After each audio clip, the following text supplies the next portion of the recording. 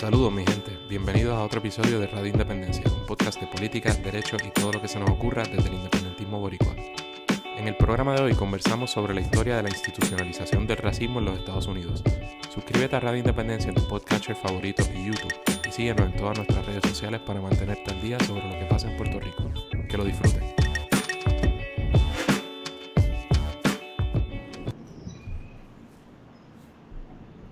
Saludos mi gente.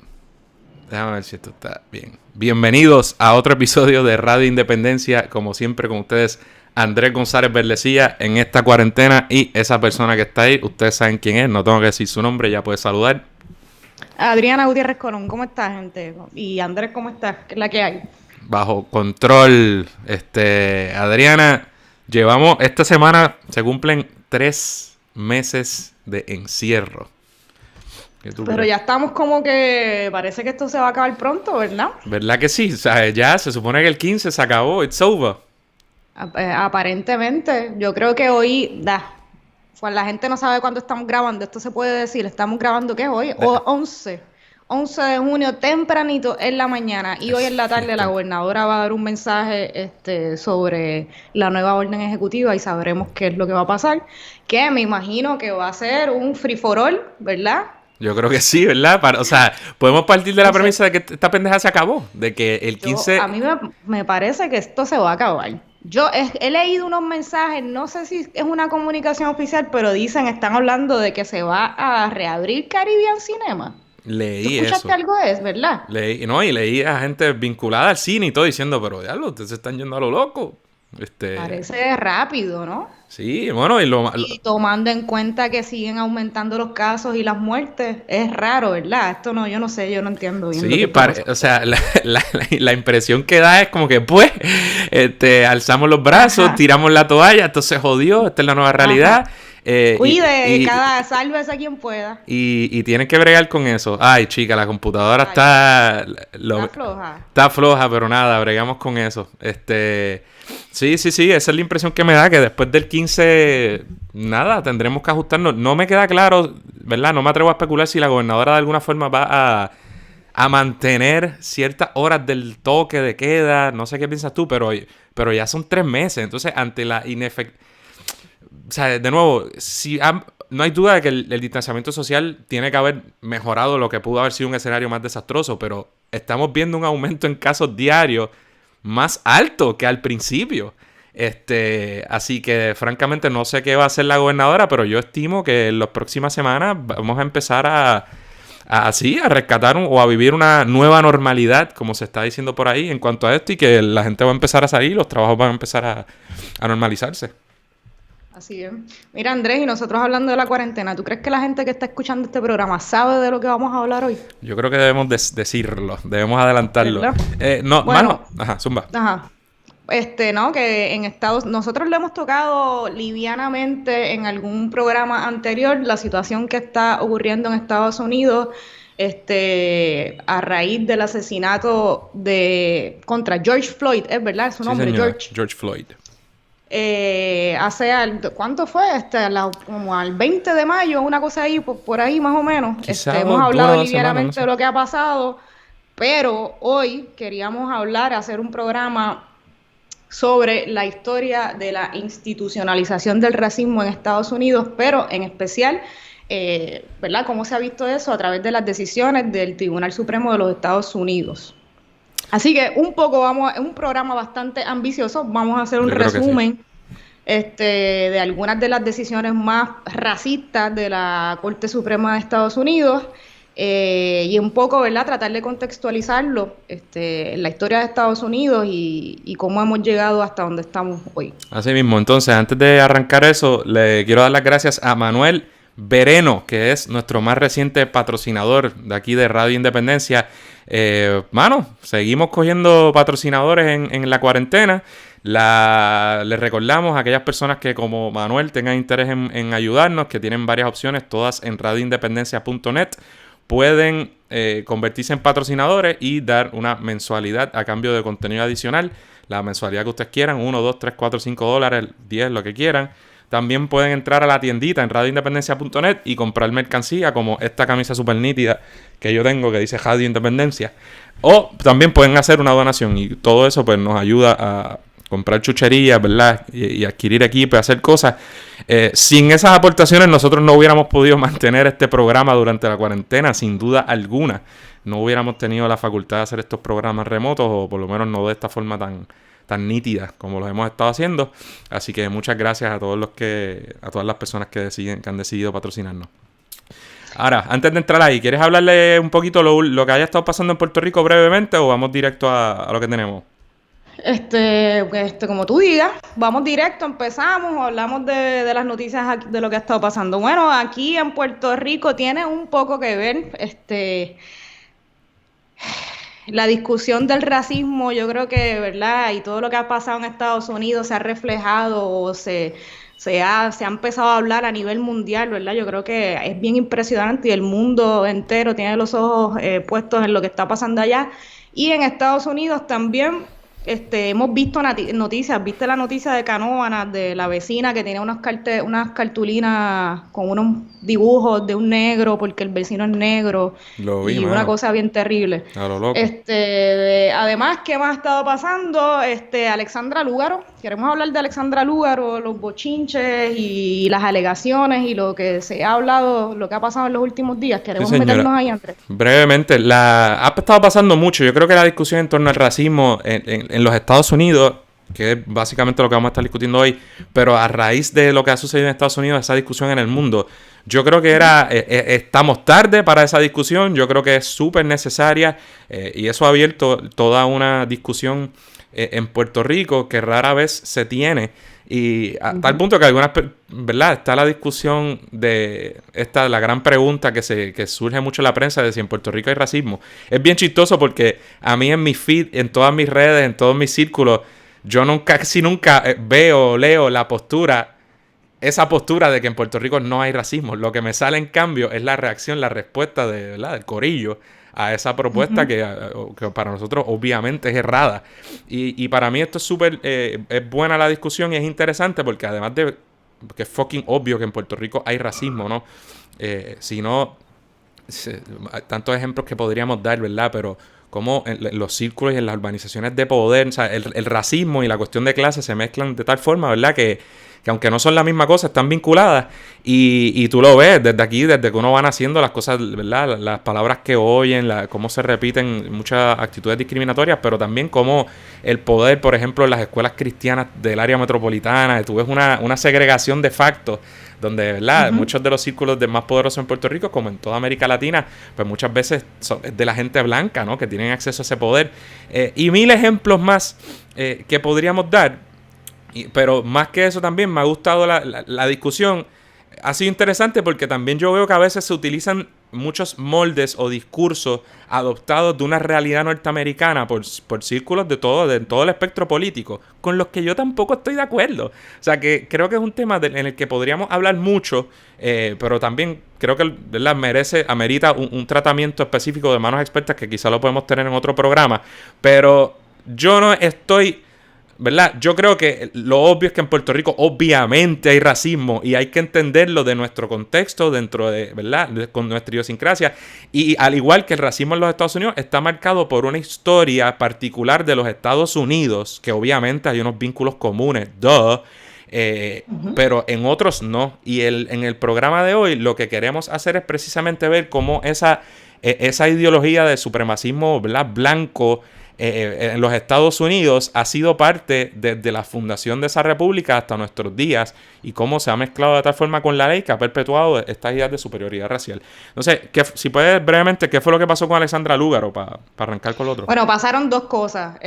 Primero, ella escribió un post en Facebook denunciando el racismo y haciendo unas expresiones sobre denuncias al racismo en Puerto Rico en el contexto de todo lo que ha estado pasando. Entonces usó el término de white privilege, pero una traducción al español de, porque yo, ¿verdad?, reconociendo que tengo el privilegio de ser blanca, Pues entonces yo creo que eso se sacó bastante de contexto. Yo creo que, ¿verdad?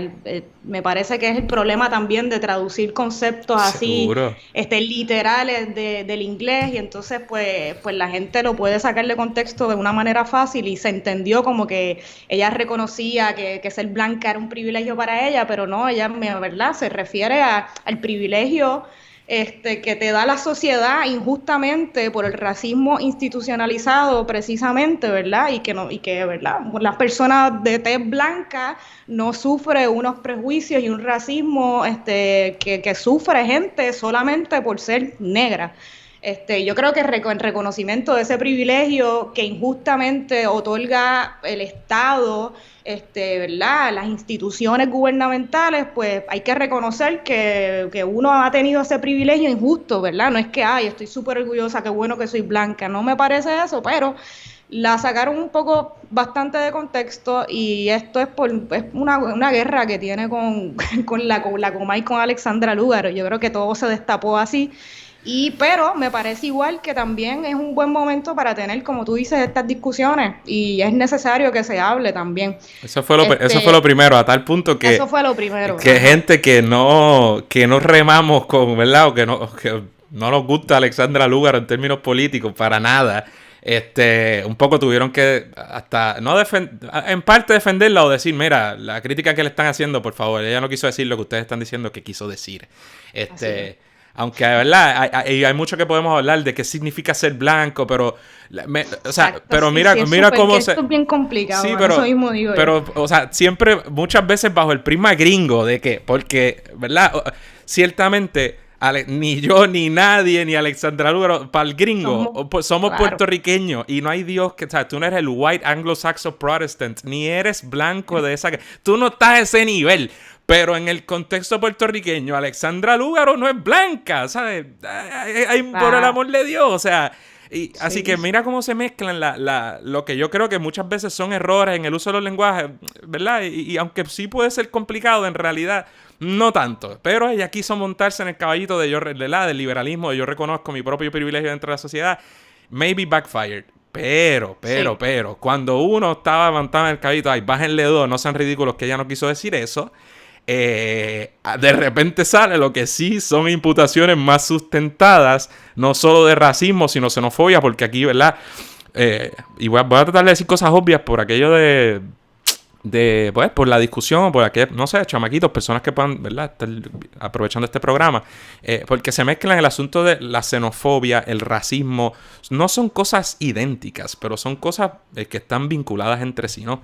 Entonces surge que había yo creo que tú lo entiendes mejor que yo, si puedes explicar un poco el asunto de la sentencia en contra de la compañía, creo que de la que ella era dueña, o su familia, y qué es lo que resuelve el tribunal. Pues mira, es una sentencia del 2016, fue una demanda de una ex empleada dominicana de la empresa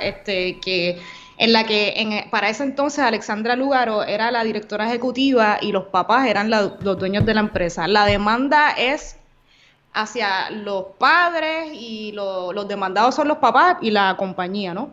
Entonces, ¿qué pasó? Pues la demandante, la ex empleada dominicana, gana la demanda.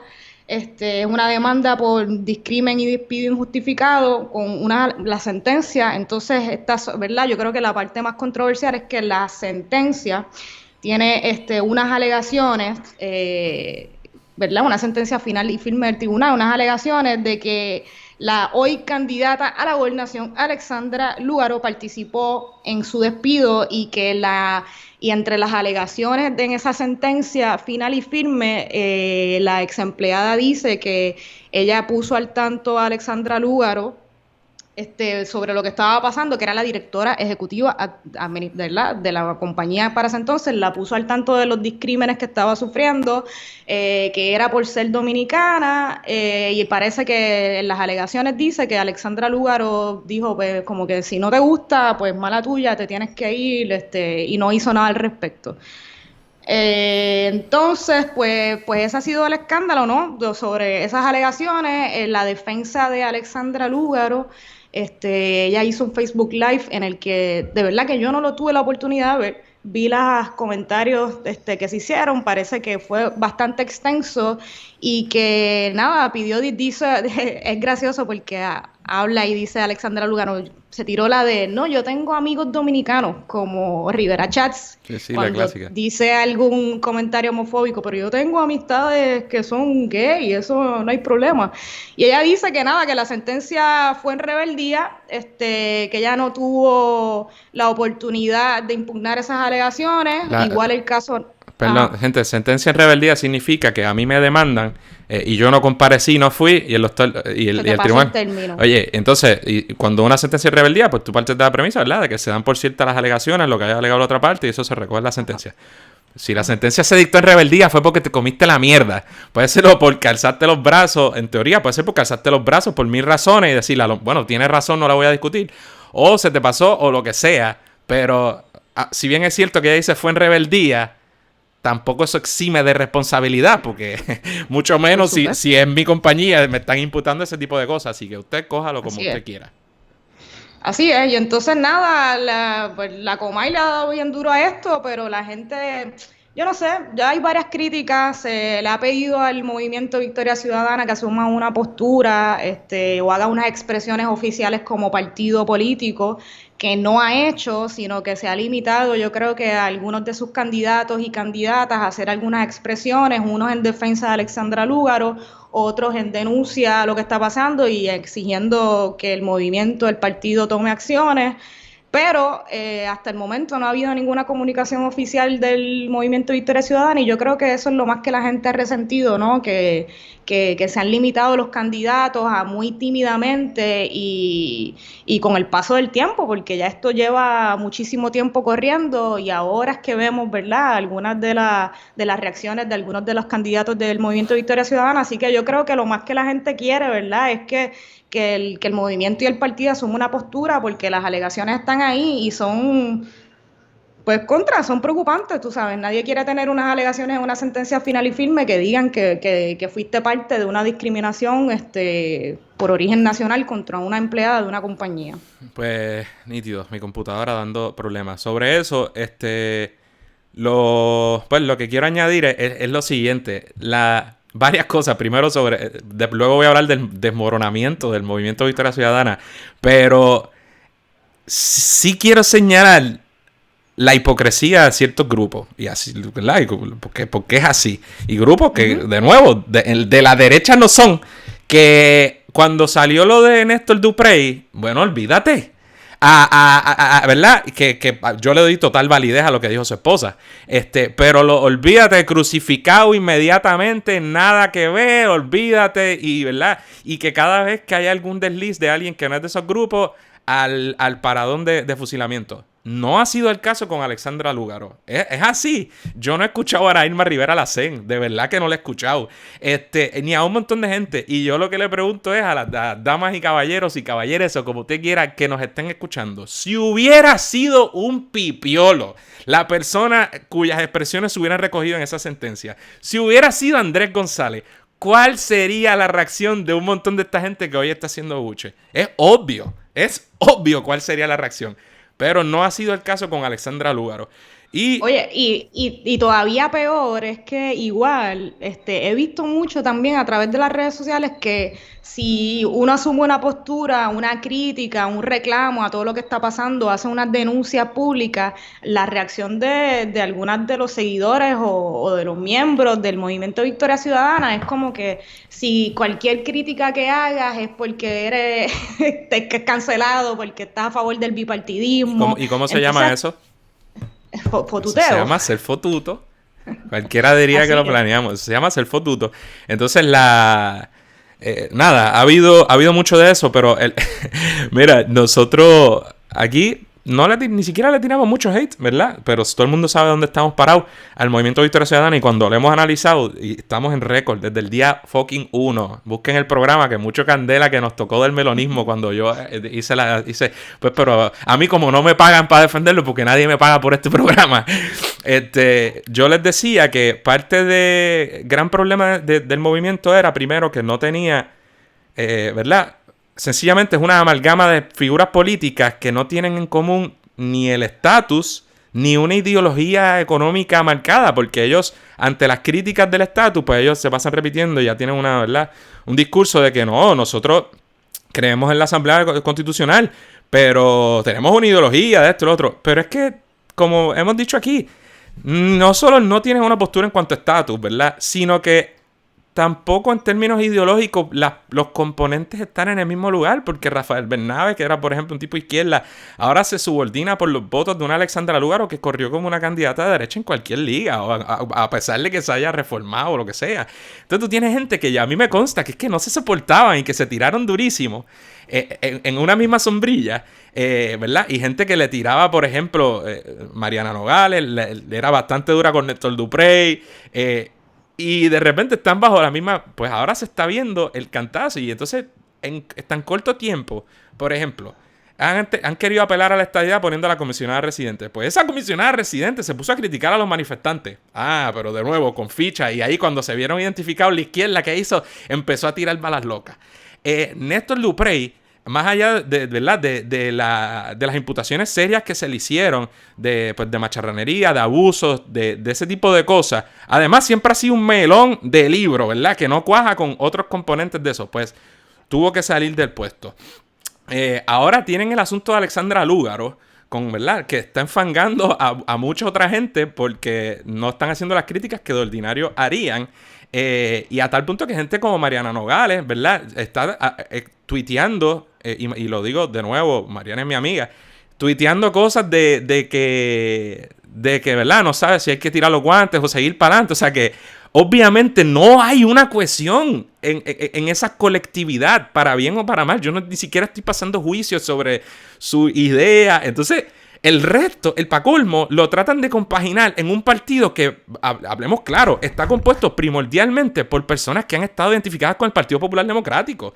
No solo Néstor Duprey, sino Natal y un chorro de gente desde el melonismo clásico como María Lourdes Guzmán, nuestra contrincante. O sea que esa es la colectividad a la que hemos criticado, ¿verdad? Criticado ideológicamente, no en lo personal, porque no es que yo crea que son malas personas ni nada, pero así es difícil adelantar una causa. Entonces, ¿verdad? Esto viniendo de un partido que se está perfilando más o menos como un proyecto de izquierda, y ahora que su líder, que era el único ente aglutinador por los votos que contrajo, pues, con los votos que trajo la elección anterior, se ve inmiscuida en estas imputaciones serias de racismo, de xenofobia, mezclado con unos casos que tenía su propia familia que hace unos años la demandaron en lo del caudal relicto para dividir la herencia, y de una herencia de 27 millones. O sea, imagínate que fuera un candidato pipiolo, que es millonario, que tenía contratos con educación para privatizar cosas, que ahora le sacan una sentencia hablando mal de Dominicana. Imagínate si Juan Dalmau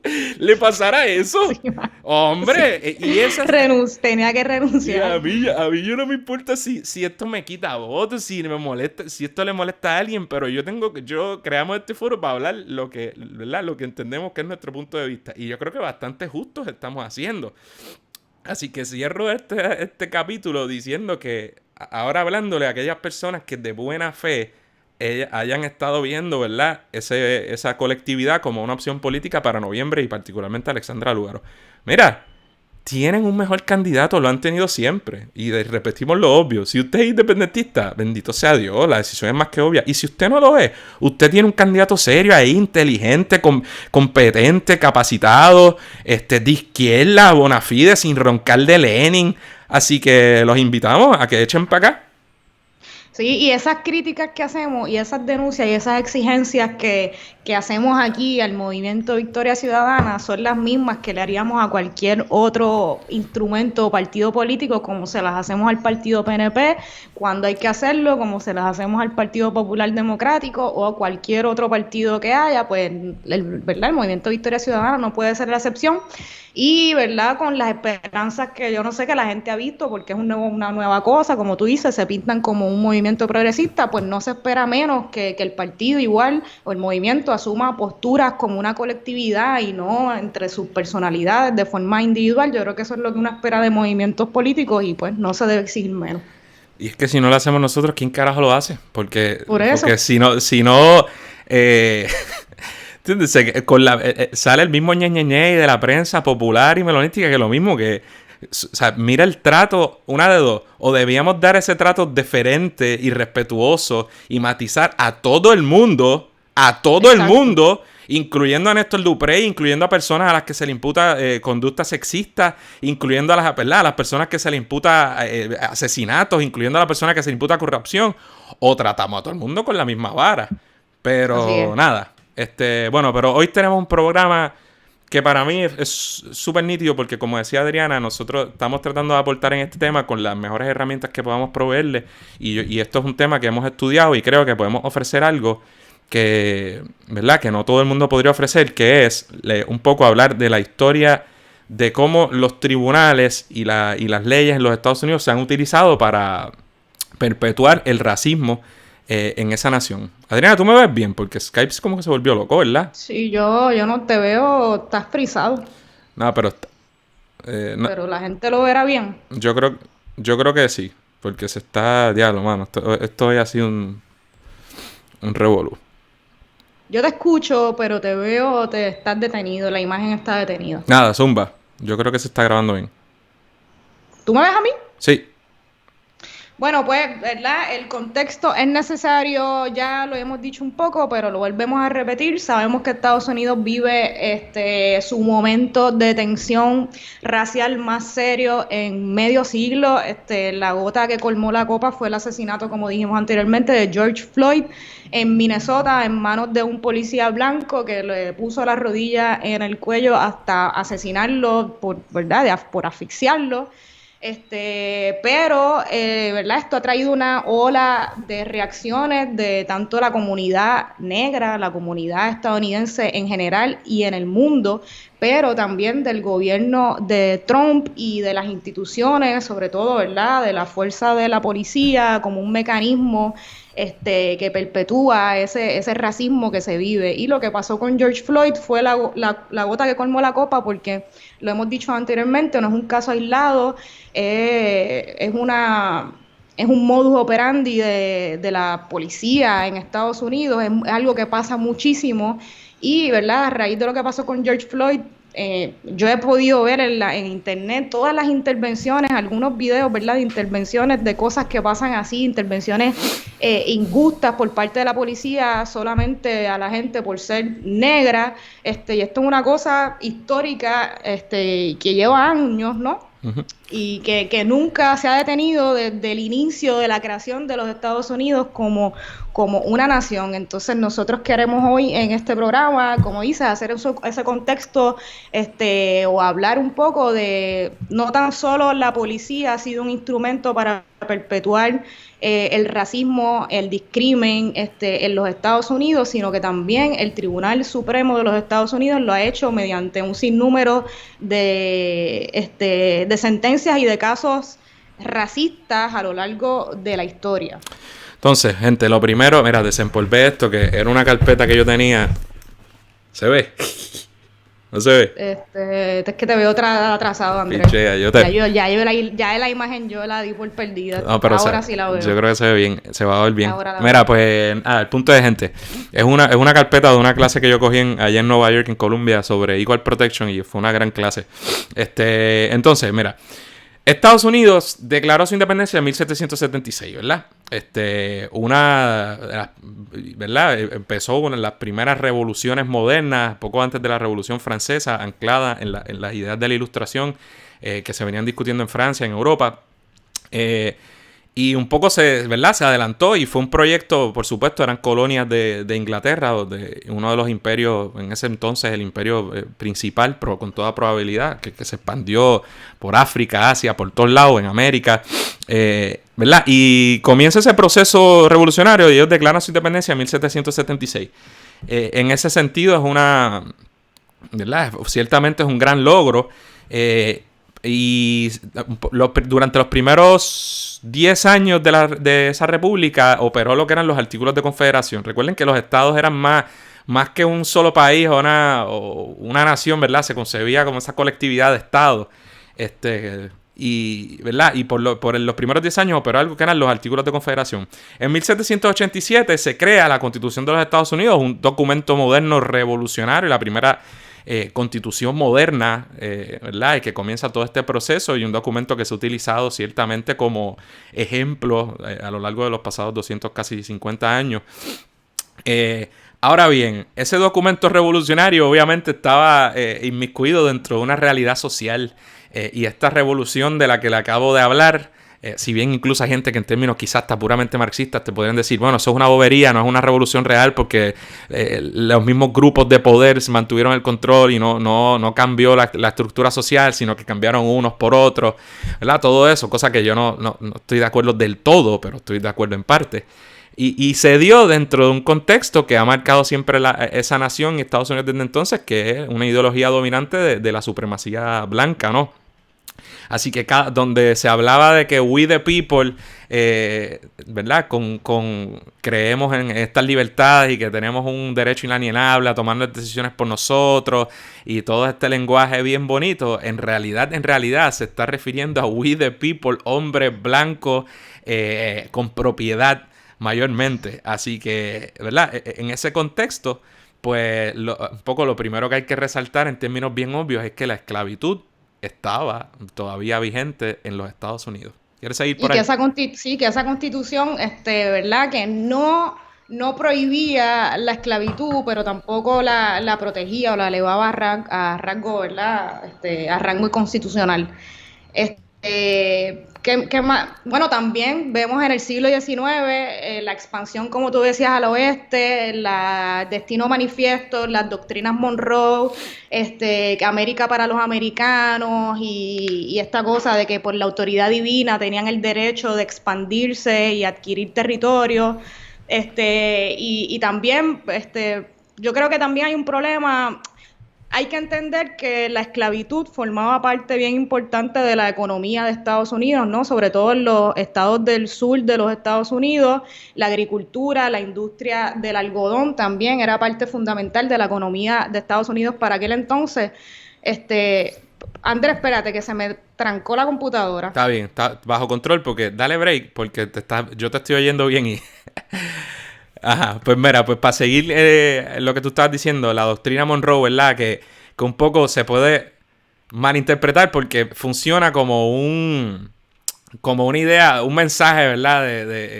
Del presidente de los Estados Unidos a las potencias europeas de decir, no, ya, me paran el colonialismo y esta mierda, mira qué hipócrita.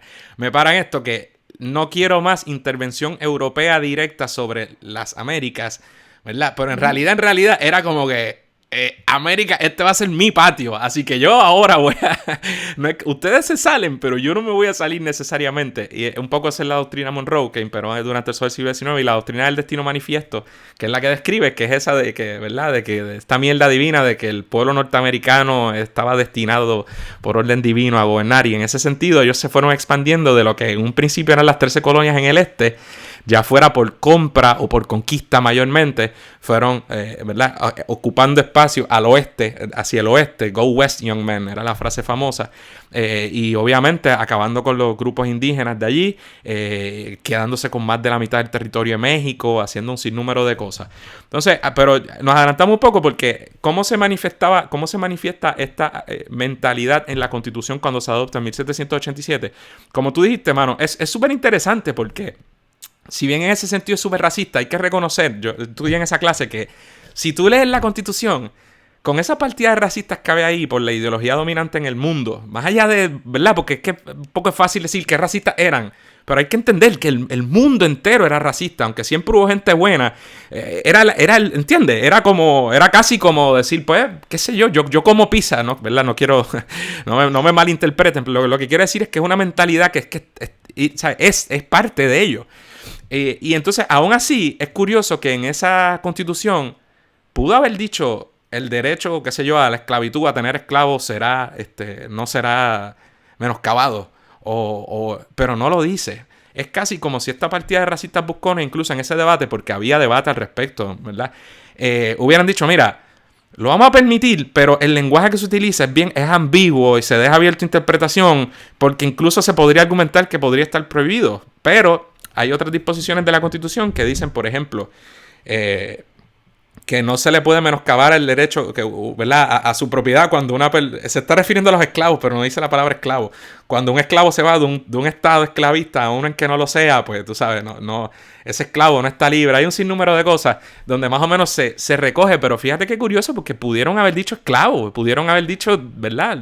Lo que se hace aquí con el Código Civil y el uso de la ambigüedad para permitir interpretaciones. Exactamente. Y claro, donde más obviamente se recoge esta realidad es en el famoso, lo que se llama como el Three-Fifths Compromise, que la gente por ahí dice, es que los negros contaban 3/5 partes de personas. Eso es más o menos real.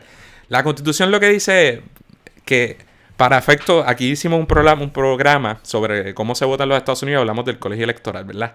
Pues la Constitución dice, en el artículo 1, sección 2, que para efectos del colegio electoral, ¿verdad? Que ustedes saben que es por población, como dije, incide la población de cada estado. Pues que para efectos de ese conteo poblacional, dice que se contarán, ¿verdad? Cada persona es una persona de white males, hombres blancos. Dice que se excluye a los indios, algo así. Y dice 3/5 of all other persons. Que está cabrón, porque fíjate que pudieron haber dicho... y 3/5 partes de los negros, de los esclavos, de los afrodescendientes, como usted diga, como tú quieras. Pero no, dice of all other persons, que obviamente se refiere a los estados. O sea que el punto es, gente, sí, en la Constitución de los Estados Unidos dice, aunque eso se enmendará después, pero que los negros son, ¿verdad? En total, la población de negros va a contar 3/5 partes y no el 100% de ellos para efectos poblacionales. Y usted dirá, qué racista esta gente del sur. ¿Quién usted cree que quería... ¿A quién le conviene el que los esclavos, ese número de esclavos, no esté representado en el Congreso? En realidad, o sea, el norte, los esclavos, los estados más esclavistas, en el sur, que hubieran preferido tener más representación. O sea que en realidad es el norte el que dice, mira, si yo dejo que toda esta gente, el sur, que es más que racista y que es más esclavista, va a tener, o sea que ahí es donde entra el juego. Fíjense qué raro, porque los negros igual no era que iban a poder tomar el poder político, como vamos a discutir después. No, hay un montón de razones por las que ellos no podían votar, por las que estamos hablando de puramente, de hecho son propiedad, son esclavos, ellos no tienen participación política, pero el hecho de que su número se utilice para conteo y para representación estatal en el Congreso es algo que hubiera beneficiado al sur. Y nada, un dato que me pareció interesante discutir. Ahora ¿cómo brincamos de la Constitución a la primera jurisprudencia que vamos a discutir? Primera decisión del Tribunal Supremo, Dred Scott versus Stanford, ¿o quieres añadir algo? No, vamos a hacerlo porque yo creo que, gente, si hablé de 1787, más o menos la Constitución, y tú dices, diablo, 100 años, obviamente aquí vamos a simplificar muchas cosas, con mucho respeto, pero si la esclavitud es formal, ¿qué carajo más tenemos que discutir? o sea si hay esclavitud, ¿qué más que tenemos que matizar? Así que vamos a discutir ahora una de las decisiones más famosas de la Corte Suprema de los Estados Unidos, que es el caso de Dred Scott. Bueno, este caso fue en el 1857. Andrés, me corrige si me equivoco en algún momento. Es del 1857. Yo creo que hay que entender ya que es el contexto ya para el 1850. Había mucha parte o gran parte de América que ya se había abolido la esclavitud.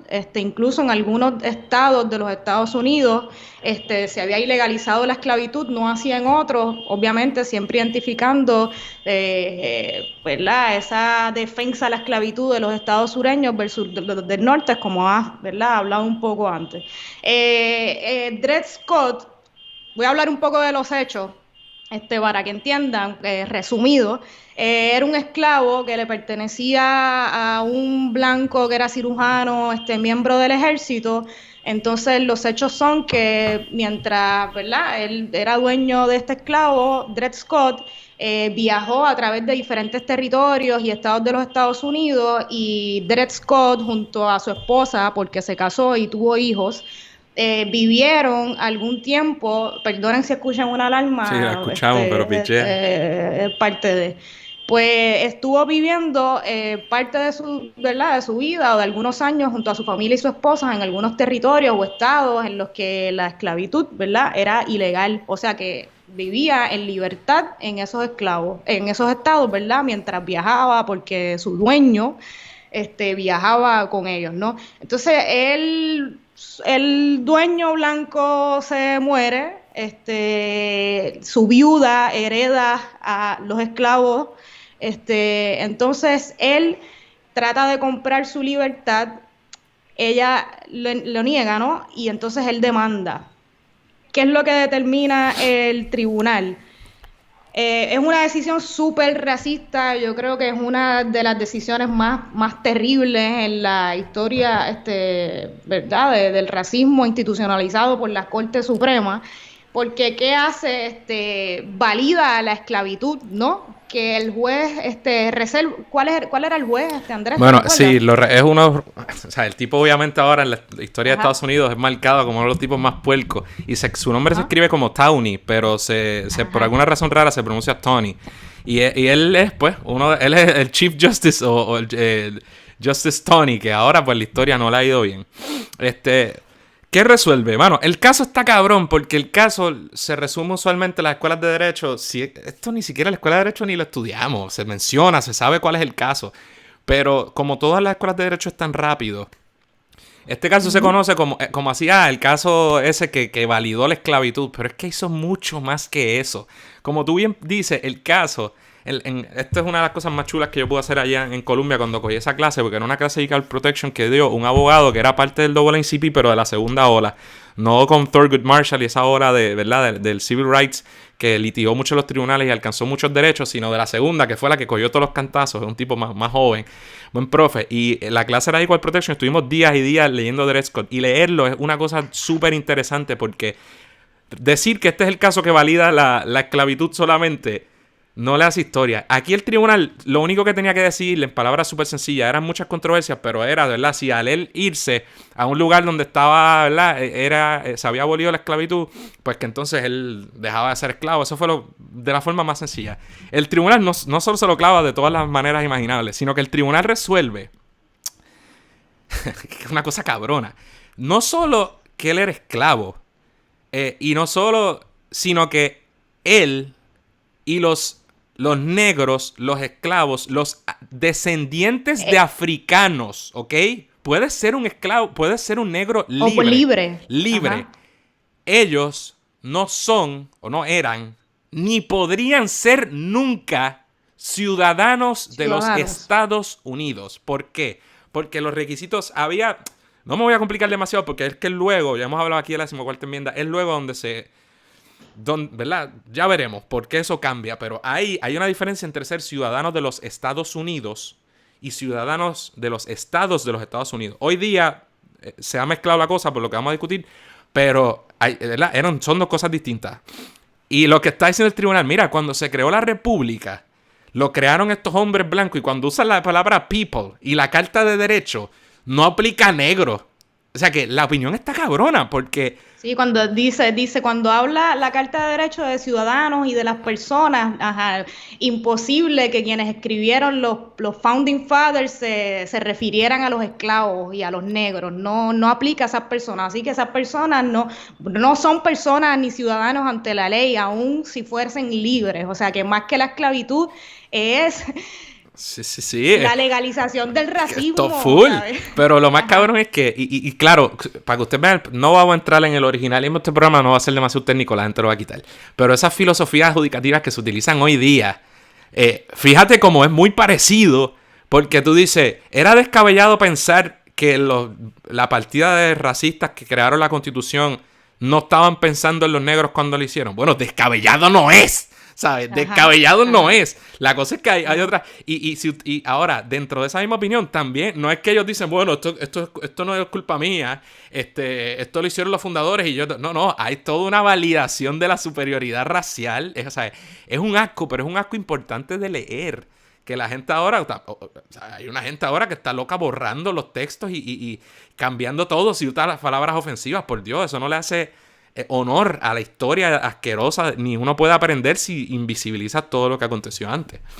Y me parece, hay unas expresiones bien terribles de esa opinión, en esa decisión que que el juez, ¿verdad? Que el juez en su opinión dice algo así como que imagínate qué consecuencias tendría reconocer a los negros como ciudadanos. Eso, ¿verdad? Resultaría en que ellos pudieran tener el derecho a viajar libremente, a votar, a votar, a la libertad de expresión y a portar armas. Imagínate tú, imposible, esto no puede ser. Y dicen por ahí, en todas las opiniones lo dicen después, imagínate, y después de esto que vienen las mujeres. Bueno, diablo, voy a buscar un libro bien cabrón que tengo por ahí. Donde... Nos reímos para no llorar también. Nos reímos no, chicas, por supuesto, pero, o sea, es importante reconocer, porque sí hay cosas que han cambiado, obviamente, pero como veremos, hay otras que no. Ok, gente, este Dred Scott, este caso fue tan y tan fucking importante por lo que les estoy diciendo. Fíjense que no dice que es que... Lo que está diciendo es que los negros y sus descendientes, incluso si nacen en los Estados Unidos, nunca podrán ser ciudadanos de los Estados Unidos, ¿sabes? Eso vuela la cabeza. ¿Y qué pasa? Poco después, esto fue en el 57, ¿verdad? Ahora vamos a dar un fast forward, siempre reconociendo que la historia no es tan sencilla. Y esto ayuda a precipitar la guerra civil norteamericana que se da de 1861 a 1865 con el presidente, ¿verdad? Abraham Lincoln. Hay gente que dice... mucha gente dice que los motivos de la guerra civil son más complicados que puramente la esclavitud, en la abolición de la esclavitud, pero sin duda alguno la esclavitud y las discusiones entre los estados del sur, los estados que habían abolido la esclavitud, y ¿verdad?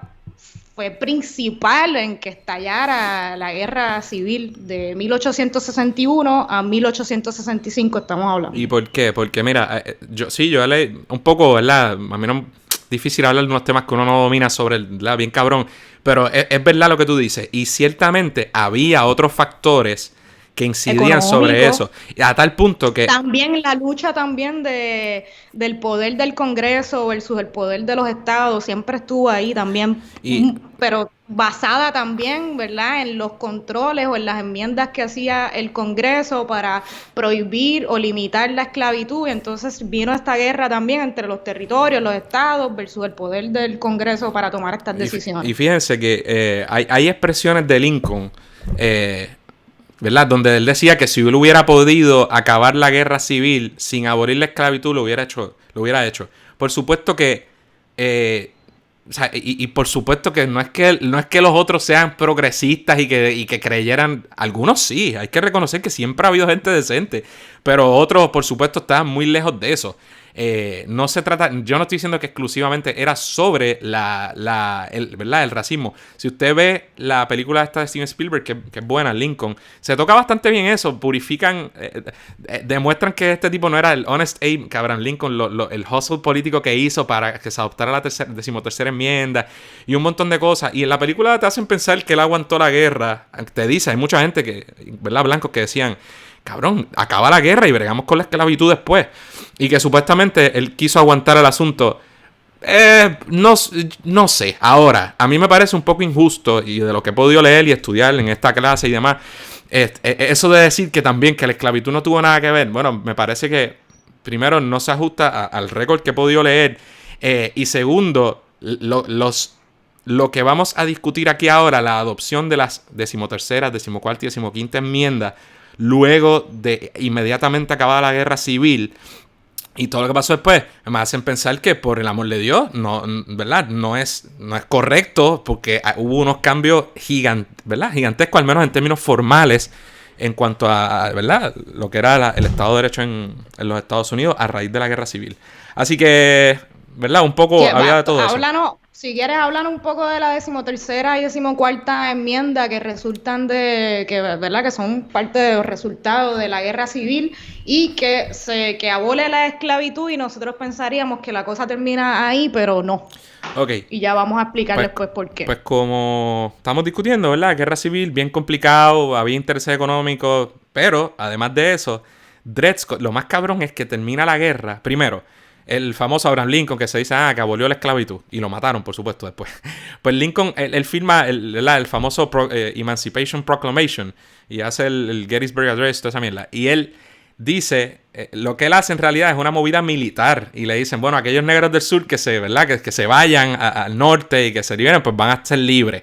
Y demás. Cosa que creo que ni les pudo cumplir, pero todo eso como una maniobra militar, por supuesto. Entonces termina...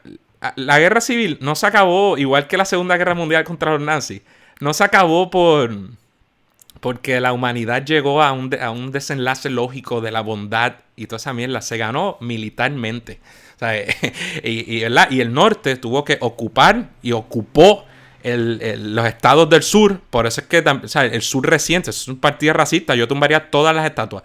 Pero, ¿verdad? Resienten eso porque entonces los ocuparon militarmente, ¿verdad?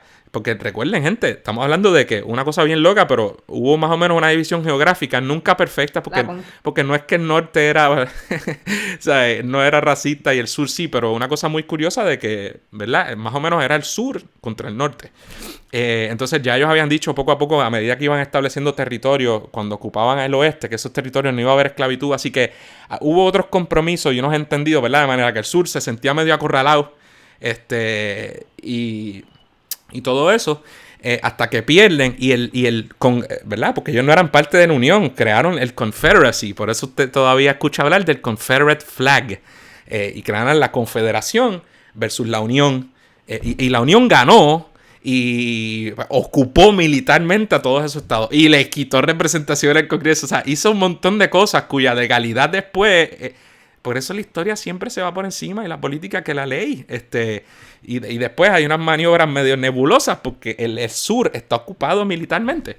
Entonces, cuando se acaba eso, cuento largo corto, todavía Dred Scott es ley. Porque Dred Scott es la Corte Suprema de los Estados Unidos. Y o sea, cuando digo ley es que es válido. Así que técnicamente los negros, por más que se hubiera acabado la guerra civil. La guerra civil. Cabe la pregunta de, pero ven acá, el Congreso no puede, si la Corte Suprema dijo que la Constitución, que The People, aplicaba para los blancos, ¿verdad? Pues el Congreso no puede cambiar la interpretación de esa disposición constitucional. Puede enmendar la Constitución y eso fue lo que hizo. Así que después de la guerra hay que decir, ¿qué carajo hacemos? Esto es súper interesante. Hay un libro de un tipo que se llama Barnes, lo voy a compartir después, donde habla de la historia de ese Congreso, el 39th Congress.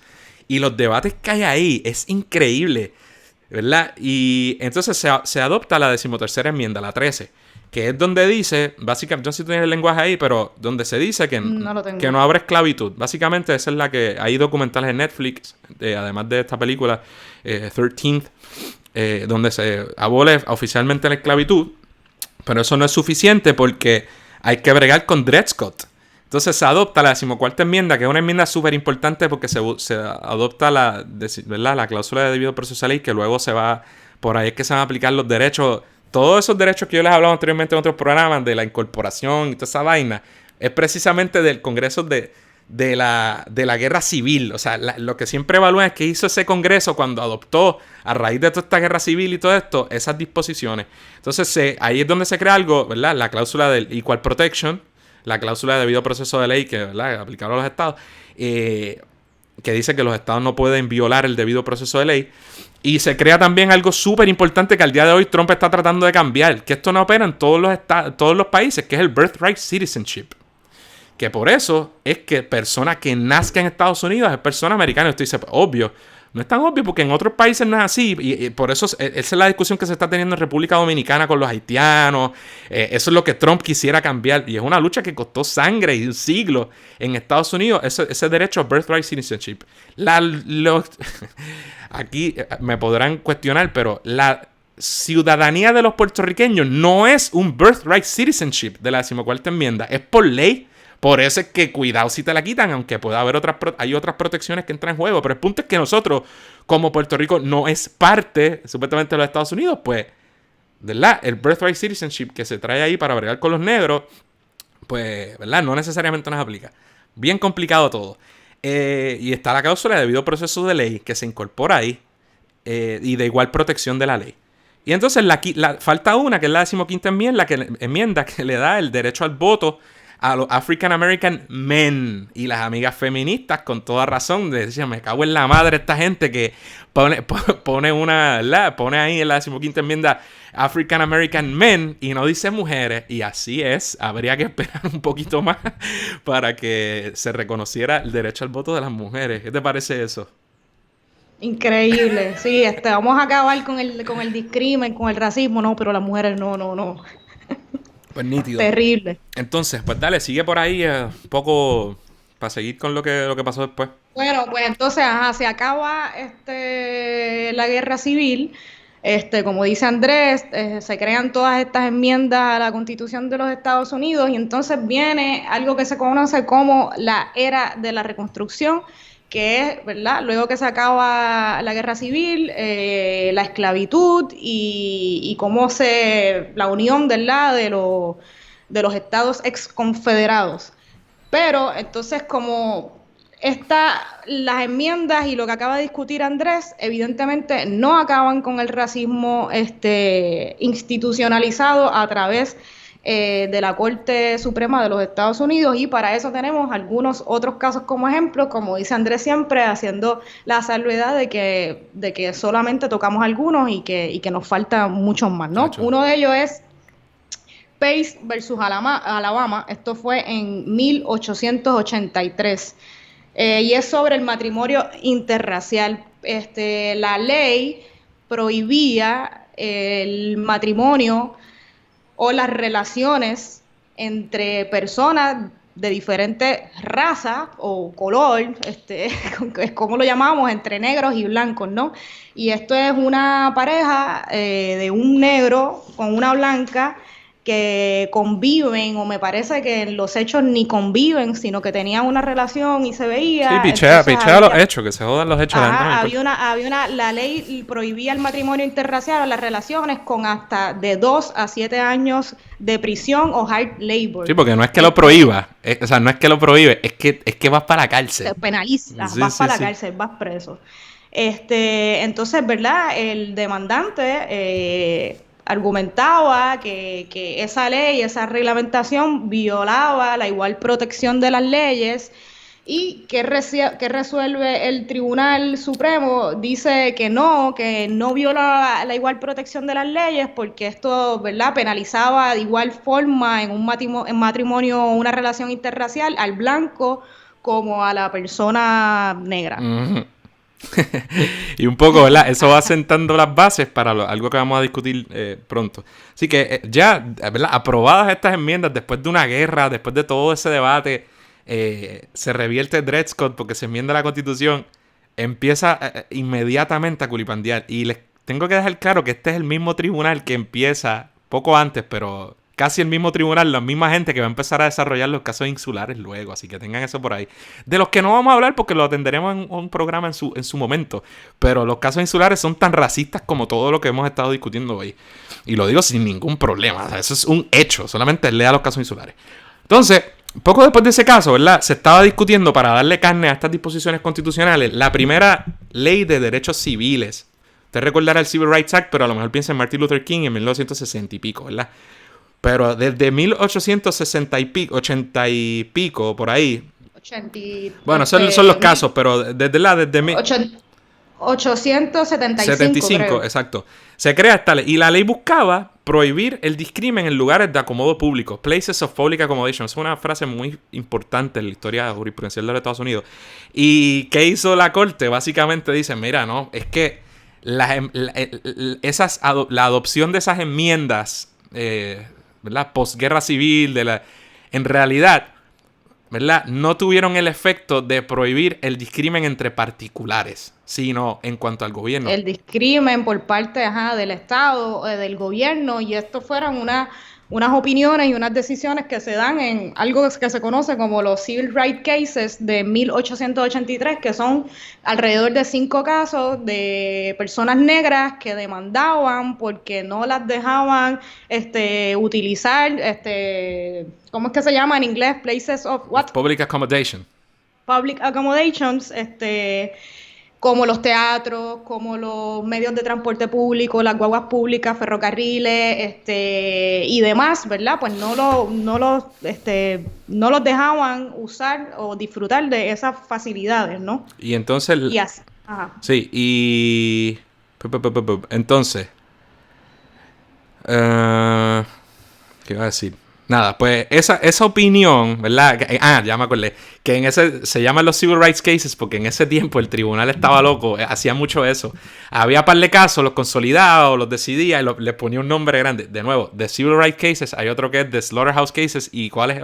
The Insular Cases. O sea, para que vayan entendiendo que era la misma... Ahora el tribunal no hace eso. El tribunal ahora resuelve Andrés versus Adriana. No resuelve los casos de los boricuas independentistas. Nada, pequeño detalle.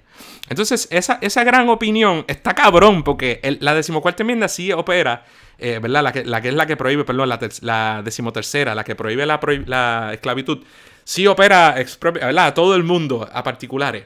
Pero ellos, en los Civil Rights Cases, que hoy todo el mundo dice que estuvieron mal decididos, pues, ¿verdad? Lo que está diciendo no, es en cuanto al gobierno, pero las personas privadas, la guerra civil, lo demás no tuvo el efecto de prohibir eso. Así que inconstitucional. Pero le dimos para adelante algo que está más cabrón todavía. En ese entonces los republicanos eran los buenos.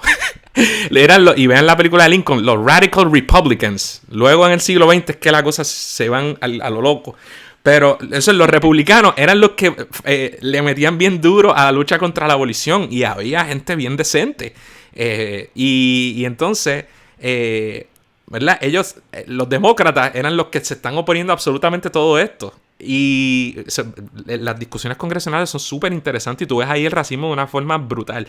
Entonces, antes de que cambien ¿verdad? Ellos aprueban, los republicanos aprueban esta ley de derechos civiles. Pues el presidente de los Estados Unidos la veta esta ley que ¿verdad? Buscaba darle. También hubo intentos de crear unas cosas que era el Freedman Bureau. Y desde que se empezó a hacer legislación para darle un poco de oportunidad a los negros, también luego de la guerra civil, lo que se hizo fue que se les daba 40 acres and a mule, 40 acres y una mula. Por eso la compañía de producción de Spike Lee, el director, se llama 40 acres and a mule. Me estoy divagando por todos lados. El punto es que aprueban esa ley, el cabrón presidente la veta y el Congreso, controlado por los republicanos, se le va por encima al veto. Creo que es la primera vez que eso sucedía en la historia de los Estados Unidos. Y aprueban esa ley del Civil Rights Act. Y después viene el Tribunal de los Estados Unidos y la declara inconstitucional. O sea que miren lo difícil que es esta lucha para algo que hoy parece tan fucking obvio. Por eso cuando usted ve a la gente protestando y digo, oye, es que... Mira lo que tomar este tipo de decisiones. Y eso empezó, ¿verdad? Ya con esa decisión, y simplificando muchísimo la realidad de que hay 1000 decisiones, 1000 eventos fuera de estos que influyen. Eso empezó lo que la historia de Estados Unidos ha llamado, ¿verdad? El Jim Crow Era. ¿Quieres hablar un poquito de... O sea, ¿puedes explicar un poquito de... Sí, pues esto es más o menos como de 1876 a 1965 y es, ¿verdad? Sigue más o menos el lenguaje de lo que había determinado la Corte Suprema de Estados Unidos en casos como el de los Civil Rights Cases y demás, ¿verdad? Entonces, ¿qué pasa en esa era? Pues varios estados de los Estados Unidos promulgan en las legislaturas estatales blancas, demócratas en su mayoría, leyes que validaban, promulgaban la segregación racial en las instalaciones públicas bajo el lema y lo que se habla mucho de iguales pero separados, equal but separate, Separate but equal, sí. Y se aplicaba pues a la comunidad negra en los Estados Unidos y también a otros grupos étnicos que no fueran considerados blancos por el gobierno o por la sociedad de los Estados Unidos. Entonces ahí, ¿verdad? Vemos esta historia terrible de los Estados Unidos desde 1876 a 1965, donde ya estaba abolida la esclavitud, pero se legalizó la segregación racial, ¿no? En diferentes estados alrededor de los Estados Unidos. Y el nombre Jim Crow Era Jim Crow me parece que era un personaje que hacía un actor blanco que se pintaba la cara de negro como en burla y en mofa, ¿verdad? A los negros en aquel entonces.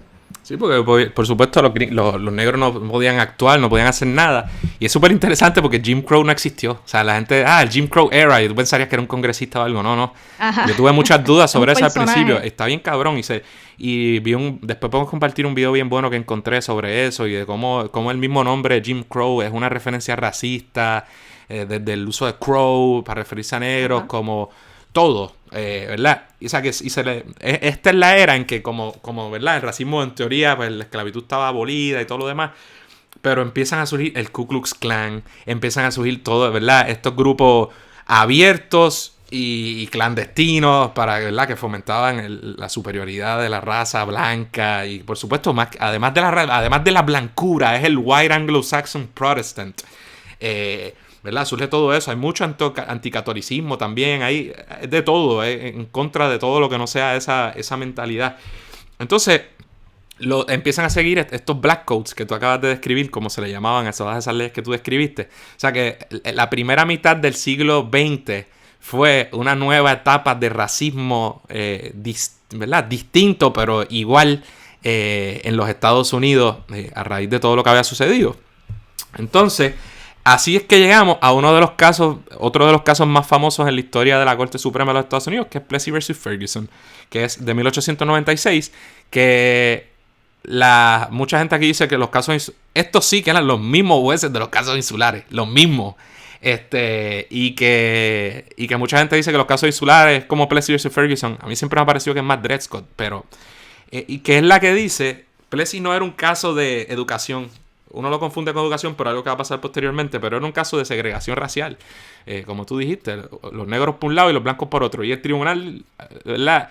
Mucha gente levantó lo obvio. Argumentos que hoy día se sostienen como que, cabrón, déjate de mierda. ¿Sabes? Todo el mundo sabe que esto es racismo. Viola la cláusula de Equal Protection y las otras protecciones que se adoptaron luego de la guerra civil. Déjate de mierda. Y el tribunal resuelve y es donde donde se cuña la frase famosa de separate but equal, validando la segregación racial en los Estados Unidos por 50, 60 años. Que lo que dicen, mira, no está siendo discriminatorio porque es igual, ¿verdad? Unos para los blancos.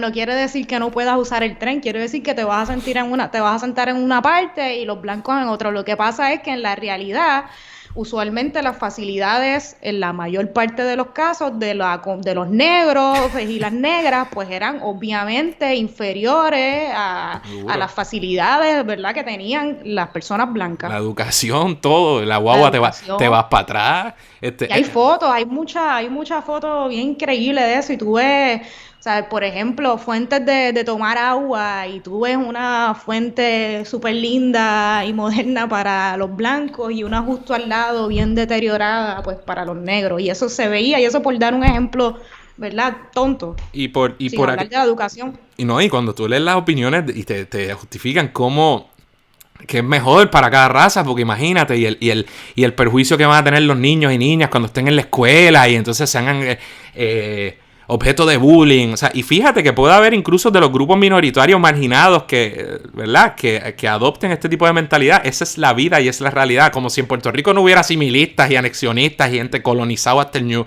Es que es parte de la mentalidad que te enseñan, que creces con eso. No es tan fácil salirse de eso. Así que esa opinión es una de las más famosas que ha dado el tribunal, y por supuesto luego vamos a llegar a los casos que revierten todo esto oficialmente, pero es la que también valida todo lo que discutimos del Jim Crow era. ¿Quieres pasar por encima? Yo creo que no tenemos que detenernos demasiado, pero es bien importante porque ya ahora en el siglo XX empiezan a montarse en la primera mitad todos estos casos de racismo que se empiezan a validar, y luego en la segunda mitad del siglo XX vamos a ver los casos que empiezan a revertirlos poco a poco. Así que yo creo que con decir lo que hizo cada uno, sin entrar en mucho detalle, como que mira, aquí se están clavando, bregamos. Espérate, ¿por dónde estamos? Es que tú sabes lo que me pasó, Andrés, que nosotros tenemos un bosquejito y la computadora se me frizó y lo perdí. Está bien, pichea, pues mira. Tú ponme, ajá. ¿Por dónde vamos? Pues más adelante, yo creo que, ¿verdad?, hay que resaltar que este discrimen no solo se limitó a los negros, Por ejemplo, en los 20 hubo muchos casos donde bajo esta doctrina, ¿verdad? Personas asiáticas trataban de obtener resarcimiento. Ajá. Y, por ejemplo, hay un caso que se llama, que no se habla mucho, que es Osawa vs. United States del 1922. Y no se habla mucho, pero había una donde un inmigrante japonés trató de que le dieran la ciudadanía estadounidense a pesar de una ley de 1906 que decía que la naturalización, ¿verdad? Que limitaba la naturalización a negros y a blancos americanos. El demandante dijo, pero es que yo no soy negro, yo soy blanco. ¿Y qué le dijo el tribunal? No, papi. No. Le dijo, no creo. Y mira cómo bregamos mira cómo todavía se mantiene el comentario de Alexandra Lúgaro, ¿no? Todo el debate. Depende que el prisma con que se vea. El tribunal le está diciendo, tú podrás ser blanco de piel, ¿sabes? O más o menos, pero tú no eres blanco, tú no eres del combo. Caucásico. Ajá, y un poco pues, me empieza a quedar claro. Luego en el 23 también indios o indígenas o nativos americanos, hay que tener cuidado porque es que la palabra que tú uses alguien te va a criticar, intentaron la misma estrategia para naturalizarle, le dijeron lo mismo, usted no es blanco para estos efectos, así que, y esas leyes no son inconstitucionales, jódase. Entonces hay un caso, el más famoso de todos, ¿verdad? O de ese corillo de casos, que era el caso de Korematsu, que se habla mucho.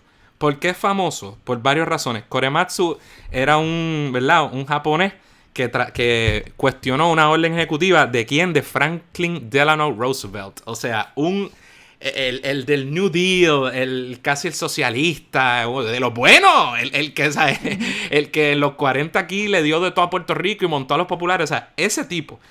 Y esa orden ejecutiva básicamente, déjame ver oficialmente de qué era, pero severely restringía severamente los derechos de los americanos de origen japonés, porque esto es bien importante en la historia de los Estados Unidos.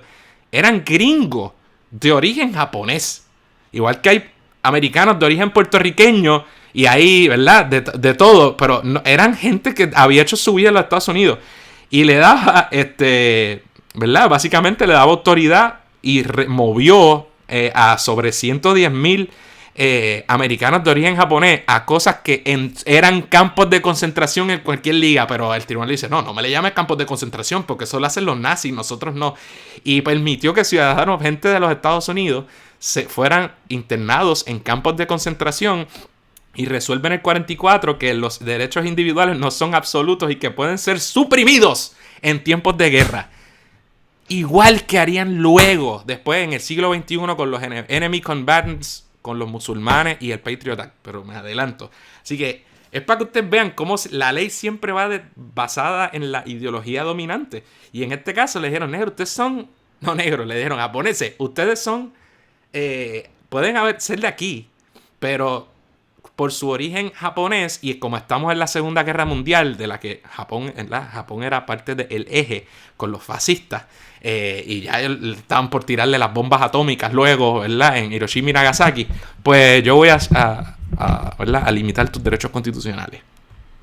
Y como tú dices, Andrés, eso es bien, ¿verdad? Es bien importante. Hemos hablado utilizado como ejemplo casos que han perpetuado e institucionalizado el racismo contra los negros en su mayoría, pero también hay una serie de casos, muchísimos casos, también de la Corte Suprema de Estados Unidos, sobre todo para esta época donde se evidencia, ¿no?, que ese racismo institucionalizado no era tan solo contra los negros, la comunidad negra en Estados Unidos, sino también ¿verdad?, para los extranjeros, asiáticos, nativoamericanos o cualquier persona que ellos no consideraran blanco. Sí, y claro, después hablamos al final, pero mujeres, la izquierda, todo lo que fuera, ¿verdad? El macartismo vendría luego con la izquierda. Pero nada, entonces también se mantenían las leyes entonces que criminalizaban el matrimonio, como dijimos, y todo ese tipo de cosas.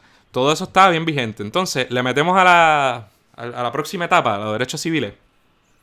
Pues después, ¿verdad? Saltamos, como decimos, no tenemos mucho tiempo, así que vamos a brincar y y a dejar afuera muchas cosas, muchos datos importantes, pero pasamos a la época de la lucha de derechos civiles en Estados Unidos, aproximadamente 1954 al 68, y vemos cómo surgen movimientos de lucha social de los negros, ¿verdad? Empoderados, organizados política y socialmente en los Estados Unidos, para combatir con esa segregación, ese racismo que todavía era vigente y legalizado por la Corte Suprema y por distintas leyes a través de los Estados Unidos. Entonces, ¿verdad? Tenemos que mencionar a personajes como Malcolm X, a Martin Luther King, el movimiento de las Black Panthers, la izquierda y todo un movimiento, ¿verdad?, que surgió durante esa época 50-68, en la que se reclamaba el fin del racismo institucionalizado, y entonces vemos toda esta época de desobediencia civil también, vemos casos como Rosa Parks, que son bien importantes en la historia de Estados Unidos, y vemos cómo es la presión de la comunidad negra luchando por obtener la igualdad, ¿verdad?, que merecía, y que a pesar de lo que decía la Constitución sobre la abolición de la esclavitud y los derechos y la igual protección de las leyes, no era una realidad que vivían los negros en aquel entonces, y lamentablemente tampoco hoy en día, como hemos visto con todo lo que ha estado pasando. Entonces, todo eso que tú acabas de mencionar, ¿verdad? Se reflejó en la Corte Suprema. En la Corte Suprema, de repente, cambia de presidencia. Muchas veces se le llama a la Corte, por ejemplo, si yo entro a ser presidente de la Corte, pues se le llama a la Corte González, así, o la Corte Gutiérrez, dependiendo de... Entonces, para esa época entró un tipo que no se sabía, que yo no me acuerdo con quién era que había trabajado en California, si había sido gobernador de California, no me acuerdo, pero era un tipo del que no se esperaba que fuera un tipo muy liberal o de avanzada, que era Earl Warren. Y él entra a la corte y de repente para esa época empieza lo que se conoce como la Corte Warren. Y fue un cambio trascendental. Y entonces ahí es donde comienza la Corte Suprema de los Estados Unidos a revertir muchos de estos casos y a expandir los derechos individuales en todas las áreas, ¿verdad? Para allá, para los 60. Coincidiendo con todas estas luchas. Por eso la el NAACP y otras organizaciones que usó el movimiento de los derechos civiles para adelantar causas ocurre en esta etapa.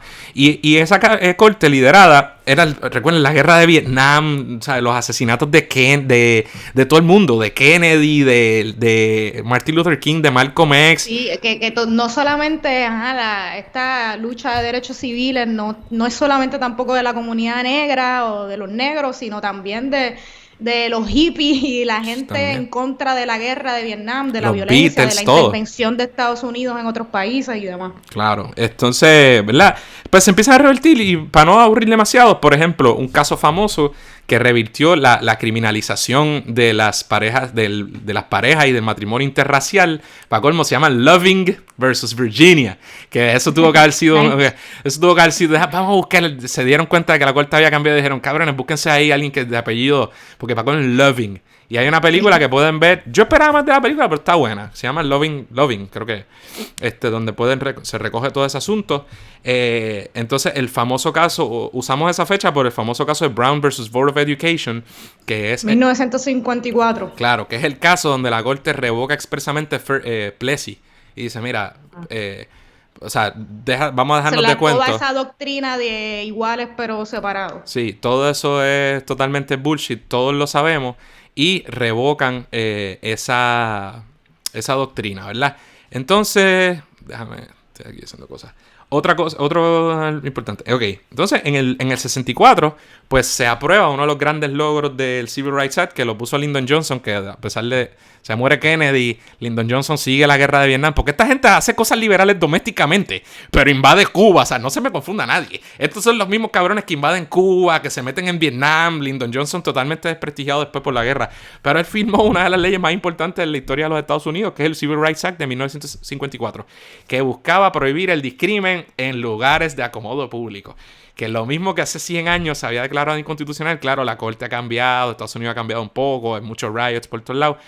Y ¿verdad? Y esa ley es una de las leyes más importantes. Que hace poco también esta corte le declaró inconstitucional ciertas disposiciones de otra cosa, pero el punto es que prohibió, basado en el Commerce Clause, el discrimen racial en lugares de acomodo público, marcando, ¿verdad?, un hito, un momento importante en esa lucha y en la historia de los Estados Unidos. Igualmente se aprobó el Voting Rights Act, perdóname, aquí fue que también se declaró inconstitucional hace poco, de 1965, o creo que hay otro que es el Housing Rights Act, todos ellos tratando de remediar problemas de racismo institucional brutal. Y en cada una de estas etapas, incluso desde el día en que se aprobaron las enmiendas o que se discutían las enmiendas, había blancos diciendo que eran leyes para favorecer a los negros. Y el término de racismo a la inversa, damas y caballeros, voy a buscar el libro, surge desde el día en que se está discutiendo las enmiendas luego de la guerra civil. O sea, cabrones, acaban de abolir la esclavitud o ni siquiera lo han hecho y ya tú estás diciendo que cualquier medida que se tomara para remediar era favorecer a los negros. Para que ustedes escuchen que se repiten los argumentos, son idénticos, hay que estudiar. Nada, sorry, sigue por ahí. Nada, que porque llegamos a la hora. Tacho, ya tenemos 1:20. Está largo.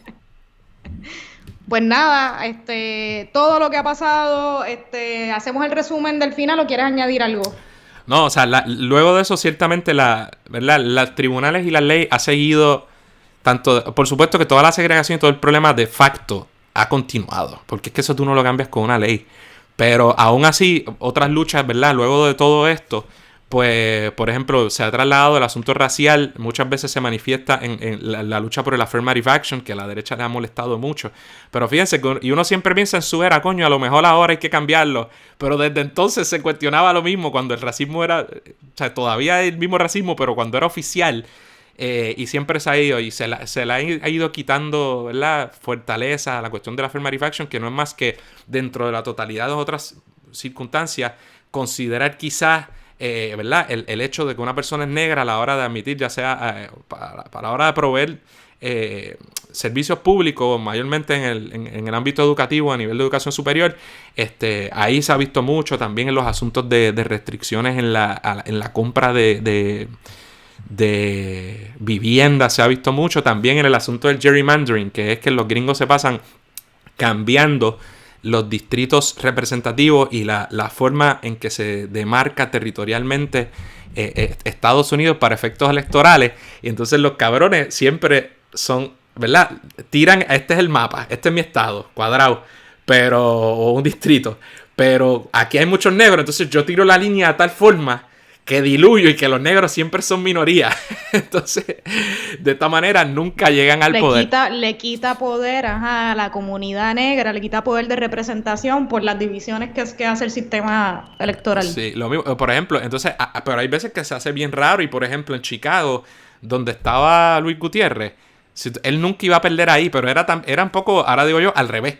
Era porque la línea era como una serpiente. Es uno de los distritos más a lo loco. Es como una serpiente, no tiene ninguna lógica. Y ahí están todos los latinos. O sea, el hombre no pierde, ¿verdad? Y el tribunal, al día de hoy, la cosa es que se dice que el gerrymandering racial que ha marcado tanto Estados Unidos es inconstitucional. Pero el gerrymandering político se vale hoy día. O sea que si yo digo, no, es que yo lo hice para clavarme a los PNP, se vale.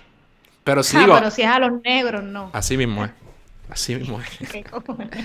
Nada, gente. Y entonces ahora esa es la que hay. Es un recuento simplista, pero esperamos que útil de cómo algunas de las más importantes luchas que se han dado a través de los tribunales, hasta más o menos, ¿verdad?, lo que estamos viviendo hoy, que si quieres mencionar ciertas cosas. Pues sí, lamentable. Digo, han cambiado muchas cosas. No podemos decir que no se han alcanzado, que se han logrado, ¿verdad?, grandes victorias, sobre todo la comunidad negra y ese movimiento de los derechos civiles en Estados Unidos, tuvo un impacto bien grande. Lamentablemente, lo que hemos visto en el presente, con ejemplos de situaciones como lo que pasó con George Floyd, su asesinato hace apenas algunas semanas, pues evidencian, ¿no?, reflejan que ese racismo institucionalizado, no ahora con este ejemplo a través de la Corte Suprema, sino a través de también instituciones como la policía, bajo instrucciones del gobierno, ¿no?, bajo políticas públicas impulsadas y protegidas por el gobierno, en especial ahora de Trump, aunque Trump no ha sido el único, pero ahora lo vemos todavía, esa polarización en Estados Unidos entre blancos y negros, y cómo Trump todavía le da más fuerzas a la policía, ¿no? Y casi permite casi ordena a los militares a invadir los diferentes estados para controlar las manifestaciones. No vemos acciones del gobierno más allá de enfrentar las manifestaciones y los movimientos que hay en rechazo del racismo, lo que pasó con George Floyd, que es un ejemplo de lo que pasa a diario con negros y negras en Estados Unidos, con latinos, con minorías también. Y lamentablemente, ¿verdad? Vemos todo lo contrario, no vemos que el gobierno haga un reconocimiento de cómo las instituciones del Estado perpetúan ese racismo, sino todo lo contrario, es una negación a reconocer ese racismo, lo que evita que de verdad se combata de una manera efectiva. Y vemos lo que ha pasado con movimientos como Black Lives Matter y todo lo que está pasando en Estados Unidos, que como hablamos, yo creo que en el programa de Kike Estrada lo mencionamos, es triste, pero es triste que la realidad sea esta, y que tengamos una realidad racista y que se perpetúa a través de instituciones gubernamentales. Pero a la vez, ¿verdad? Es bonito ver a la comunidad negra y a la comunidad en general en los Estados Unidos y en el mundo denunciando, creando conciencia y dejándose sentir contra, porque está bueno ya. Así mismo. Mira, las leyes, las instituciones, por supuesto, no son más que un reflejo de las mentalidades de cada momento y de las ideologías dominantes en cada momento. Eso es inevitable. Pero a su vez, o sea que tú no puedes, mediante leyes únicamente, cambiar este tipo de mentalidades que lleva tantos años imperando en casi todo el mundo, porque esto no es estamos hablando de los Estados Unidos, porque es importante, porque está ocurriendo más en Estados Unidos, porque es el país que nos domina por muchas razones. Pero por supuesto que esto va más allá de los Estados Unidos y se manifiesta de distintas formas, ¿no? Y en otros lugares hay discrimen contra los negros, pero también hay discrimen contra los indígenas. Es una cuestión que opera de distintas maneras.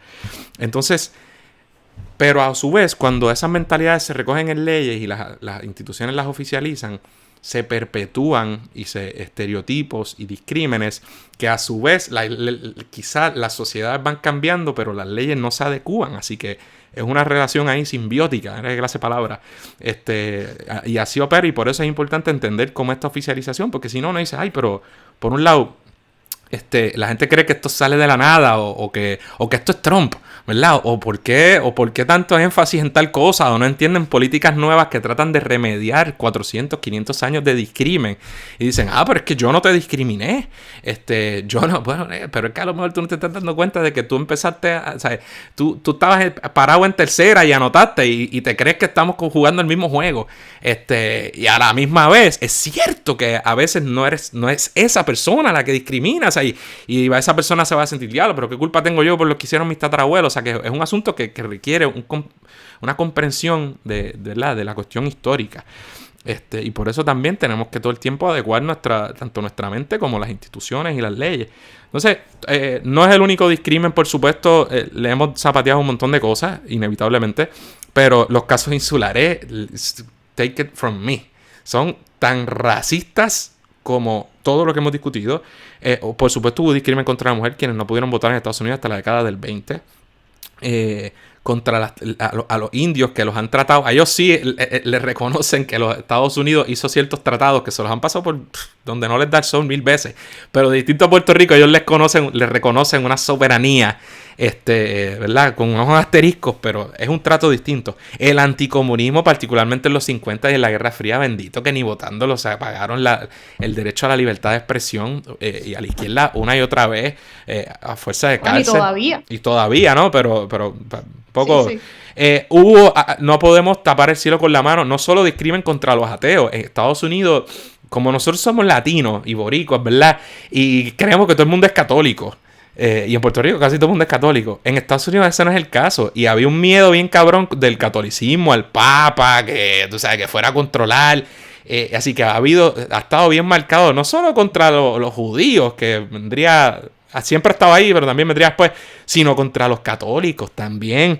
Y eso se ha recogido en leyes, en cuando interpretan prácticas religiosas, unas se validan y las otras no. Entonces se permite, se dice que cuando los protestantes o alguna denominación lleva a cabo una práctica religiosa que a nosotros nos puede parecer descabellada, no, pues eso es libertad religiosa, pero si son los indios fumando qué sé ayahuasca, yo, allá lo que sea, pues entonces esa sí, ¿verdad? Eso es una cosa de bárbaro. Todo eso se refleja. O degollando una gallina. Exacto. Bendito, desde el 2001 para acá, ni se diga contra los musulmanes y lo que se ha hecho en Guantánamo. Los casos insulares reviven en 2008 por Boumediene, que es una opinión que se tiene que interpretar. Cabrones, me están violando los derechos y dicen, no, porque tú estás en Guantánamo y tú eres un enemy combatant. Y ahí es que surge que ellos mencionan los casos insulares. O sea, que ellos nos tratan a Puerto Rico no como si fuéramos Cuba, sino como si fuéramos una base militar. Y pues que está cabrón. Y todo eso discrimen por orientación sexual. Claro, y ahí es que el mundo ahora y los americanos se dan cuenta, Dios, mira, hay algo de los casos insulares, pero es por Boumediene, es por el caso de los musulmanes. Y por supuesto, más recientemente, la lucha por los derechos, ¿verdad? Primero, Lawrence versus Texas en 2003 revocó un caso que criminalizaba la sodomía, o sea, o mejor dicho, sí, las relaciones consensuales anales, o sea, una cosa, y decían lo mismo, no, porque es que eso no es contra los gays ni nada, es que pues es esa práctica, hombre. Y entonces eso se revirtió, a pesar de que eso se había validado ya, alguien decidió en 2003 llevar el caso de nuevo, alguien sabía algo que el planeta no sabía, porque creo que había pasado muy poco tiempo. Y un caso que claramente fue colusorio, ese caso lo plancharon, porque dice que entraron, dos hombres estaban teniendo relaciones sexuales en un apartamento y entró la policía. Y hay una frase en esa opinión que dice... The presence of the police does not seem to be in question. O sea que la policía entró ahí a lo loco. Y el tribunal finalmente declaró inconstitucional la criminalización y la prohibición de ese tipo de cosas bajo el derecho a la intimidad. Entonces, por supuesto, hemos visto ahora mucho luego el matrimonio Obergefell, el caso famoso, ¿verdad? La prohibición del matrimonio entre personas del mismo sexo, la prohibición de personas del mismo sexo, de parejas del mismo sexo, de adoptar también. Claro, y hoy ese tipo de discusión es la que está más vigente, mezclado con supuestamente planteamientos religiosos que no son más que para discriminar, ya sea contra las mujeres y su derecho a tomar decisiones sobre su cuerpo, o el derecho a rehusar ofrecer servicios en lugares de acomodo público para personas, porque dicen que eso viola mi libertad religiosa, o que tú no me puedes cobrar un tax si lo vas a usar para anticonceptivos, porque eso viola a mi Dios, tú sabes. Y esas son las discusiones de nuestro tiempo. Ajá, y las discusiones han cambiado, pero detrás está el discrimen. Y lo vemos, ¿verdad? Igual con el ejemplo que acabas de dar, pues nada, sigue siendo lo mismo, ¿no? Ahora quizás con otros argumentos de que viola ciertos derechos, pero lo que hay detrás es el discrimen que todavía se ve, es vigente en Estados Unidos y, como tú dijiste ahorita, en el mundo entero. Puerto Rico tampoco es la excepción, pero lo que ha pasado en las últimas semanas y el activismo, la reacción de la comunidad en Estados Unidos, de verdad que es sorprendente, y esperemos que de esto resulte nada. Los cambios igual toman tiempo, ¿no? Yo no, pero demasiado tiempo han tomado ya hasta el presente. Y esperamos que ese movimiento social de verdad no pare hasta que obtengamos una respuesta, o la comunidad negra, ¿verdad?, pueda obtener un compromiso real de las instituciones, del gobierno y de la sociedad en general en Estados Unidos. Pues nítido, hermano. Yo creo que llevamos 1 hora y media. Así que yo creo que... Sí, imagínate, todo lo que tuvimos que brincamos un par de décadas por ahí, Sí, un par de asuntos importantes, pero ya nos dirán, María, nos dijeron esto, nos dijeron lo otro. Mira, estamos tratando de hacer un resumen de algo bastante largo y bastante complicado. Podemos hacer uno así de los casos racistas en el Tribunal Supremo de Puerto Rico. Sí, más complicado ¿verdad? Porque no está tan difícil documentarlo de la misma forma, difícil, pero los hay también. Sí, no, y contra independentistas podríamos hacer uno chulo también. Y contra la izquierda.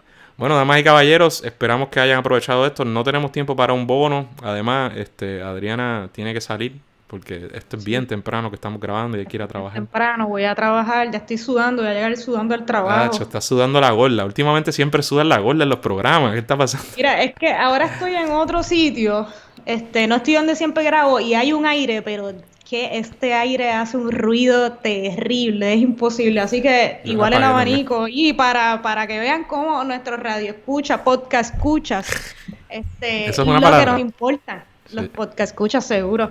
Los que nos escuchan, estos sacrificios son por ustedes para que escuchen la calidad del audio nítido. Así mismo. Nada, y vean mucho. He estado viendo muchas cosas. Siempre me ha gustado este tema. Yo siempre digo que yo hubiera querido nacer como en el 50 para vivir las 60 ahí en su apogeo. A lo mejor estaría tirado en San Francisco allí, no sé, o no hubiera sobrevivido. Pero he estado viendo, hay muchas películas buenas, hay muchos documentales. Yo estaba viendo Serial, escuchando Serial, te había comentado que aquel season habla de cómo el sistema judicial, los jurados, mi gente, durante 100 años más, el uso de los jurados para clavarse a los negros, casi siempre contra hombres negros, y el miedo inculcado al hombre negro que va a atacar a la mujer blanca, todo eso ha estado ahí. Y he estado en Serial, se toca. Estáis viendo Trial by Media y el asunto racial y cómo el discrimen contra los negros en Estados Unidos se manifiesta. Se los recomiendo. Pueden ver Lincoln, 13th, que habla de la 13ª enmienda. Y del cómo el sistema carcelario tan pronto saboreó la esclavitud, de repente los negros eran todos violentos. Y ese miedo que de repente, ¿verdad?, se manifiesta en la encarcelación de los negros de una proporción mayor que los blancos. Así que hay muchísimas películas y documentales. Ahora Netflix te tira con toda una categoría de asuntos ¿verdad?, del discrimen racial en los Estados Unidos. Muchas en su gran mayoría son buenas. Así que nada, ahí está para que las disfruten también y aprendan un poquito más sobre estos temas. Y para cerrar, la gente que nos está escuchando alrededor del mundo, en Puerto Rico, en Venezuela, en Estados Unidos, que sepan que la solidaridad de las puertorriqueñas, los puertorriqueños, los boricuas, los latinos con los negros en Estados Unidos y en el mundo, ¿verdad?, tienen toda nuestra solidaridad y apoyo, igual que las minorías, los latinos y toda la gente que ha sido discriminada en Estados Unidos y en el mundo, por motivos más que injustos. Así que nuestra solidaridad siempre. De acuerdo. En eso que estuve viendo ayer, incluso en Trial by Media, un episodio donde hay muchas marchas a favor, ¿verdad?, por un caso bien discriminatorio en contra de los negros. Y en 2 escenas de un solo episodio donde estaban todas esas manifestaciones a favor de los negros y en contra del discrimen, banderas puertorriqueñas, hermano. O sea, que es parte de nuestra historia también. Siempre hemos estado ahí. Seguro. Bueno, corillo, pues ahora sí, los dejamos. Hasta la próxima. Cuídense. Bye. Eso es todo por hoy. Esperamos que les haya gustado el programa. Recuerden suscribirse a Radio Independencia en su podcatcher favorito y YouTube. Y síganos en nuestras redes sociales para mantenerse al día sobre lo que pasa en Puerto Rico. Hasta la próxima.